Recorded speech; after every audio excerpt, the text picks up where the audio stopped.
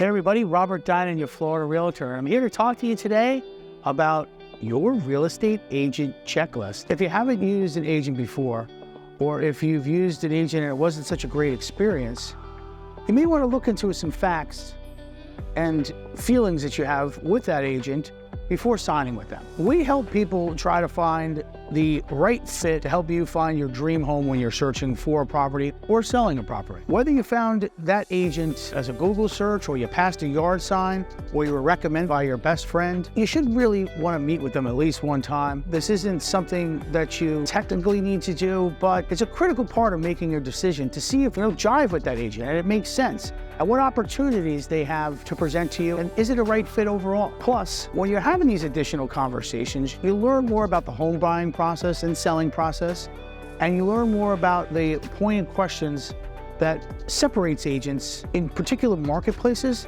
and how they can help benefit you in selling or buying that particular property. Always check the agent's specialty. Some agents really shine when it comes to selling and listing homes, while others really want to work with that home seeker and help them find their dream home. I tend to always ask agents about their experience, their track record as well, what they've specialized in. They tell me they specialize in buying, but they haven't closed a deal in recent history. I may want to look somewhere else, especially when you're looking on the list or buying side. In particular areas about their affiliations, especially with their board of realtors, what licenses they have, where they specialize, and what kind of additional training they may have had from the National Board of Realtors, and or any other education process that they may have had in regards to the Code of Ethics, and what the National Association of Realtor programs they've been involved with as well.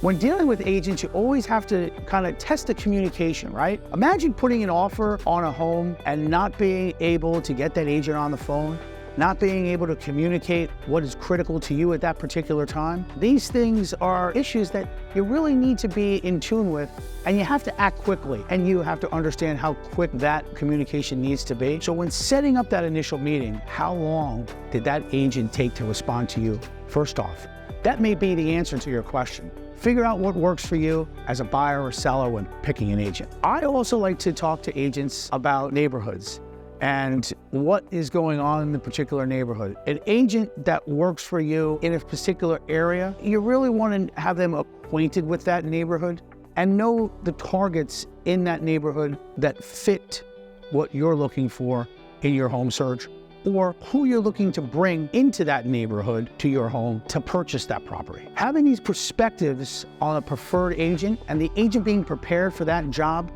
are things you need to look at when choosing an agent. Typically, I have people that are coming from the Northeast into the Florida marketplace, and they haven't bought a home in 30 years. They don't really remember or understand the process of home buying. They think they do, but they haven't done it in a long time, and things have changed along the way. Naturally, your real estate agent is doing this for a business. They're not a volunteer. And with your home and home budget or buying budget in mind, a realistic quote for you to understand what the costs are to you are important.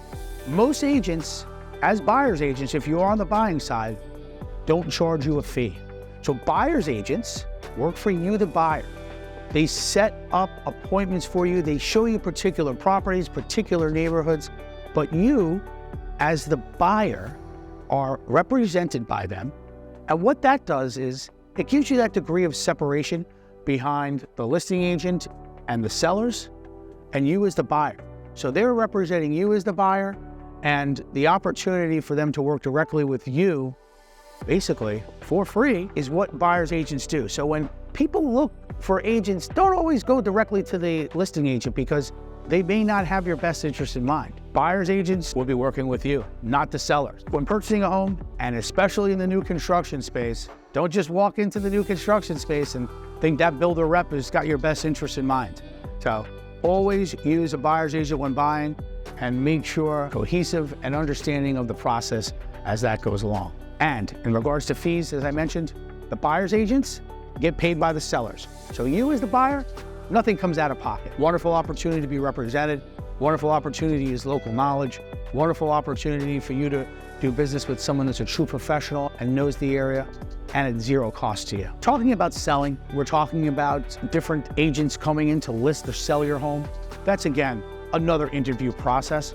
And that's something that a lot of people do in this marketplace. A lot of people in this marketplace are looking for a deal. Everybody wants to get a deal. Everybody wants to have the best opportunity. So let's discuss that a little bit when listing your home and interviewing agents for listing your property. When agents are going to list your property, a lot of them are going to tell you about themselves and how great they are, how many homes they've sold, how their marketing plan is different than everybody else's. That's fantastic. But always listen to them, find out what makes them special and what makes it unique to your particular property. You know that you're choosing the right agent in regards to that. You talk about fees and you talk about payments to the agent. These are some of the bullet points and scary parts of the conversation that most agents fear. If you're looking to get a discount broker, know the pitfalls of getting a discount broker. If they're so willing to discount themselves and take the food or money off the table and the food off the plate for their families, how willing are they going to be able to work hard for you when they do get an offer? Keep that in mind. Now, agents, when they're talking about listing your home and talking about the price of your home, you have to deal with the facts. And we have to deal with the current facts that exist. Agents do go and meet people and also tell them, hey, your house is worth this. Or the person says, hey, I wanted this to list for the house. That may not be the best thing.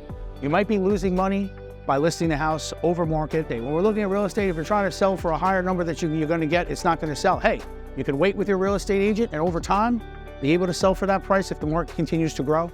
But please understand, working with agents and picking the right agent for listing your property is important. And agents buying your home for a particular number and not sitting down and honestly telling you the full truth of that price of your home or the current market values is going to hurt you over time. Please educate yourself on the process. If you have any questions or concerns about finding a buyer's agent or listing agent in any area of Florida, I have plenty of people in that real estate business that I can help you with. And if you're looking to work with me or anybody on my team, don't hesitate to reach out.